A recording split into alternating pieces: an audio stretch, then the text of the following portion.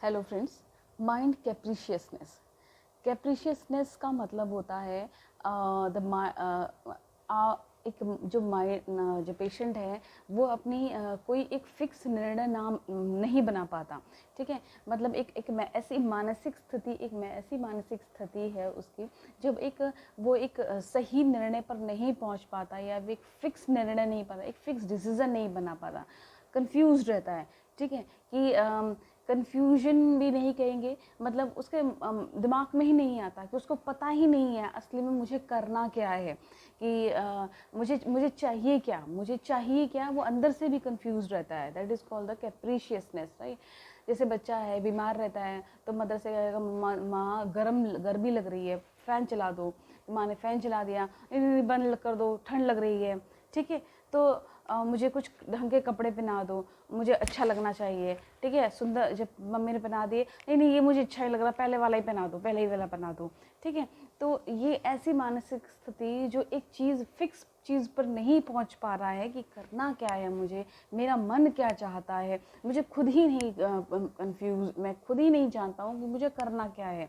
तो ऐसी चीज़ों में हम ऐसे जो माइंड का स्टेट है, इस माइंड के स्टेट को हम कैप्रिशियसनेस लेते हैं। जो माइंड या फिर मन कह लीजिए, जिस पेशेंट को सिर्फ खुद ही नहीं पता है, हम पूछते हैं कि क्या मतलब ऐसा क्यों होता है, मतलब आपको पसंद नहीं आती ये चीज़ें। नहीं डॉक्टर साहब, पसंद आती भी हैं, पसंद नहीं भी आती हैं, मुझे नहीं पता, मुझे समझ में नहीं आता, कि हम जल्दी नहीं समझ पाते कि क्या करना है, ये नहीं करना है, समझे। तो यानी वो माइंड उसका ना एक सही स्टेट पे है, एक फिक्स स्टेट पे नहीं है।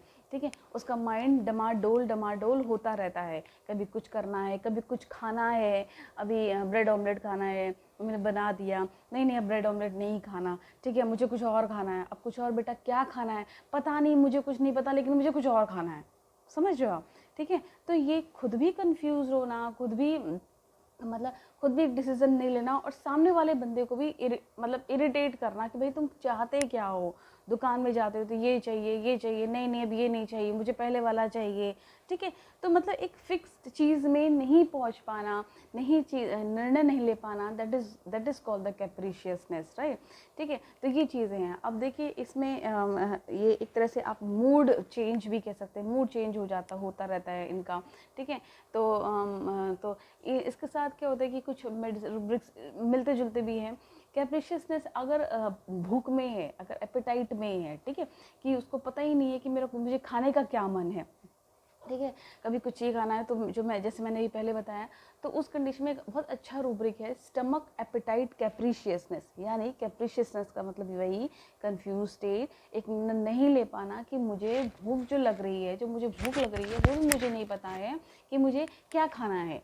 ठीक है, आपका क्या इच्छा, आपकी अगर पेशेंट है तो भाई वाइफ पूछती है कि आपको खाने की इच्छा क्या हो रही है, बताइए जो आपकी इच्छा हो रही है वो मैं बनाऊँ। तो कहते नहीं मुझे पता ही नहीं है मुझे क्या खाना है। चलो एक काम करो, कुछ भी नमकीन बना दो, कुछ भी चटपटा सा बना दो। लेकिन अच्छा, चटपटे में क्या इच्छा है, चटपटे में भी मुझे नहीं पता कि मुझे क्या खाना है। ठीक है, तो स्टमक एपेटाइट कैप्रिशियसनेस। ठीक है, उसको पता ही नहीं है, वो समझ ही नहीं पा रहा है कि वो खुद अपनी बॉडी की कॉल को नहीं समझ पा रहा कि मुझे चाहिए क्या। ठीक है, तो ऐसी कंडीशन में जो स्टेट मेंटल कंफ्यूजन कंडीशन होती है, इस कंडीशन में हम कहते हैं mind capriciousness. Okay, thank you so much for watching me.